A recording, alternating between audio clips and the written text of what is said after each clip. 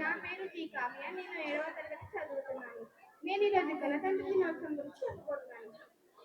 ముందుగా అందరికీ 77వ గణతంత్ర దినోత్సవం శుభాకాంక్షలు. ప్రతి సంవత్సరం జనవరి 26 భారత గణతంత్ర దినోత్సవం జరుపుకోవడానికి ప్రధాన కారణం ఏమిటంటే 1947 ఆగస్టు 15 మన భారతదేశానికి స్వతంత్రం వచ్చినప్పటికీ మన దేశానికి సొంత రాజ్యాంగం లేదు.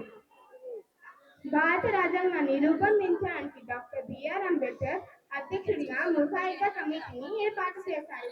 భారత రాజ్యాంగాన్ని రూపొందించడానికి 2 సంవత్సరాల 11 నెలల 18 రోజుల సమయం పట్టింది. తరువాత జనవరి 26 భారత రాజ్యాంగం దేశం మొత్తం ఇది అమలులోకి వచ్చింది. అందుకే ప్రతి సంవత్సరం జనవరి 26 భారత గణతంత్ర దినోత్సవంగా జరుపుకుంటున్నాము. ధన్యవాదములు.